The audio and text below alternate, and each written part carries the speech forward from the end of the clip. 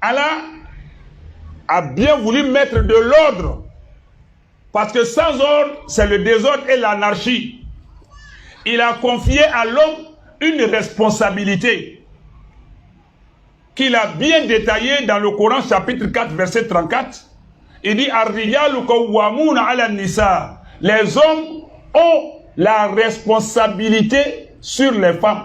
Les hommes ont l'autorité sur les femmes. Les hommes ont la domination sur les femmes. Les hommes ont la charge des femmes. Bima faddalallahu ba'dahum 'ala ba'd. Pour le simple fait que c'est Allah qui a voulu accorder ce privilège, cette distinction à l'un sur l'autre, c'est-à-dire à l'homme sur la femme. Allah n'a pas dit Bima faddalallahu ba'dahum 'ala ba'd dans le sens que l'homme est mieux que la femme. L'homme n'est pas mieux que la femme. Mais plutôt, l'homme a reçu une distinction. C'est comme le maire d'une commune n'est pas mieux que tous les habitants de la commune. C'est une distinction. Un chef de classe n'est pas mieux que tous les élèves de la classe. C'est une distinction. Tu as une responsabilité, une autorité. Et il ne faut pas abuser de cette autorité-là ou la mécomprendre, la méconnaître au point d'en faire un abus. Donc Allah a dit les hommes ont autorité, ont la charge des femmes. Parce qu'en retour de cette charge, la femme va te donner la tranquillité, l'apaisement. Sinon tu ne vas pas vivre la paix dans ta maison. Nous sommes tous des hommes, beaucoup de nous ici, on sait comment ça se passe. Chacun connaît chez lui comment ça se passe. Chacun sait comment il gère son gouvernement chez lui, son pouvoir. Et donc, Allah t'a donné la masculinité. C'est-à-dire le fait d'être un homme, plus la responsabilité, la charge, la gouvernance, l'administration, la gestion de la famille. Mais ça se mérite. Allah dit, moi je t'ai fait garçon, je t'ai fait homme, je t'ai donné à marier, je t'ai donné le pouvoir dans la maison. Mais vous êtes les dominateurs pour le fait aussi que vous dépensez de votre argent sur la famille. Si toi tu es un père oisif, paresseux, fainéant, tu ne veux rien faire pour pouvoir guider, diriger, prendre en charge ta famille, Allah a fait sa part, toi tu as échoué pour ta part. Et donc, tu vas perdre le contrôle de ta famille. Tu vas perdre le contrôle de ta famille. Ça se mérite la responsabilité. Une chose est que Allah t'a donné, il t'a conféré ce pouvoir, cette position. Une autre chose est de mériter cela par les actes maintenant. Le fait de prendre, d'assurer la charge de la famille, ça te rend davantage responsable. Et si c'est involontaire, malgré tes efforts, tu as du mal à joindre les deux bouts, Allah se chargera de couvrir cette faiblesse-là en rendant toujours ta famille respectueuse de toi. Cet hadith qui est authentique, le prophète nous dit sallallahu alayhi wa sallam, si j'étais de nature à ordonner à un être humain de se prosterner devant un autre être humain, j'aurais ordonné à la femme de se prosterner devant son mari. Pour le simple fait que Allah ait imposé à cette femme, à l'égard de son mari, des droits de façon convenable, selon la bienséance. Cela veut dire que cette soumission, même que la femme va te devoir là, tu dois la mériter. Ce hadith nous dit, bil ma'rouf, en toute convenance, en tout état de cause. Donc, cette même prosternation, si elle était effective, elle se mérite par la responsabilité de l'homme. Donc, la soumission de la femme répond à l'humilité de l'homme. Une femme soumise mérite que l'homme aussi soit humble. Un homme orgueilleux ne peut jamais avoir une femme soumise. De la même manière que nous voulons que les femmes soient soumises, il faut aussi que l'homme soit humble. Si tu te mets au sommet d'une montagne pour regarder les gens infimes, petits en bas là, eux aussi sont en bas, ils te voient petit en haut. Si tu te mets au sommet d'une montagne pour voir ta femme petite en bas là, après qu'elle a même t'a donné la domination, toi tu veux aller encore sur colline encore pour la voir plus petite là, elle va te voir petit aussi comme moineau en haut là-bas.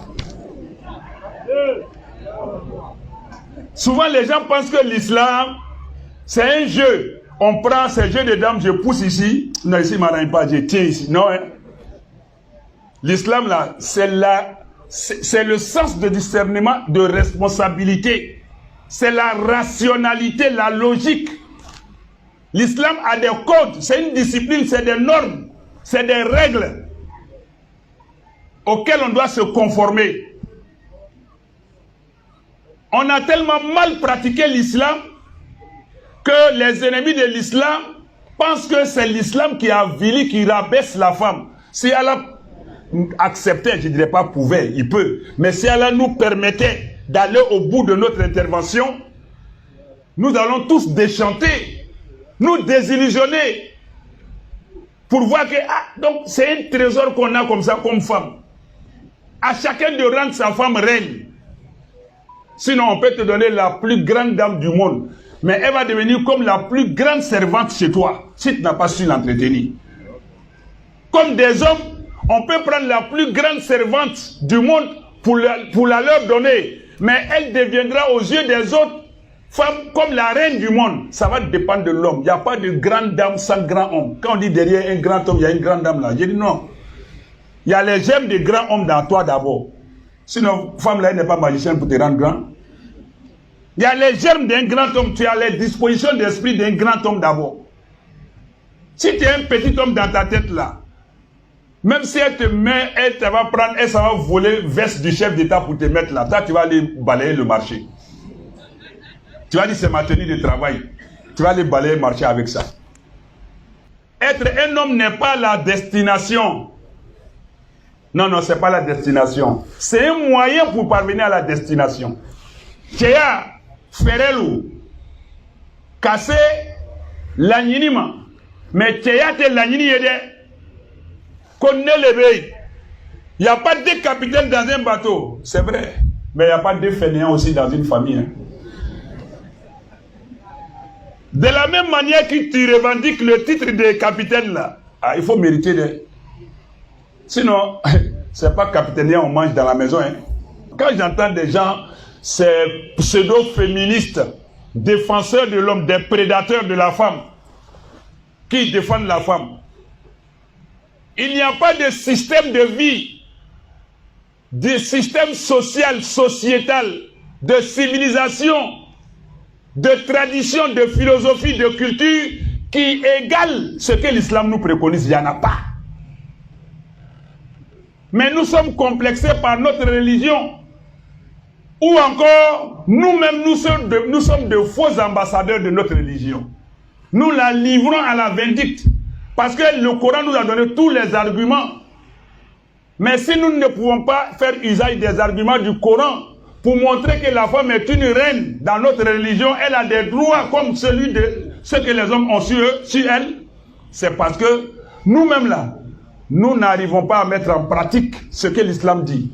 Et donc si nous sommes en porte-à-faux avec les textes, il va sans dire que nous ne pourrons pas défendre les idéaux de l'islam. Donc Allah ko hakebe musowi Allah be banga fonyine Qur'ana konotuni Qur'ana suran nanina chapitre 4 du Coran. Je l'ai dit tout à l'heure, Allah dit dans le Coran chapitre 2 verset 228 walahunna mislu ladhi alayhinna bil ma'ruf. Les femmes ont des droits équivalents à leurs devoirs dans la convenance, de façon convenable, mais seulement Allah a donné une prédominance, l'autorité, la responsabilité aux hommes à l'égard des femmes. Hormis cela, les hommes et les femmes sont égaux en droits et devoirs. Seulement la nature diffère. Mais dans le principe des droits et devoirs, nous sommes égaux. Mais la nature de l'homme fait qu'il a des droits qui sont spécifiques à sa nature. La femme, de par sa nature féminine, a des droits et devoirs spécifiques. Mais en termes de principe, la femme a des droits, l'homme a des droits. La femme a des obligations comme devoirs, l'homme a des obligations comme devoirs. Même les vagabonds disent quoi? On n'a qu'à se respecter. Hein. Les vagabonds, ils disent ça, non? On n'a qu'à se respecter dans le pays là. Hein. Même si je suis vagabond là. Tu n'es pas obligé de m'aimer, hein? Mais tu es obligé de me respecter. Hein? Ah, il dit ça. Que dit de la femme alors? La reine. La source de ta sérénité, ta tranquillité, ton apaisement, ton équilibre, ta constance, ta stabilité, ta responsabilité, ta masculinité. Là, tu vas dire quoi?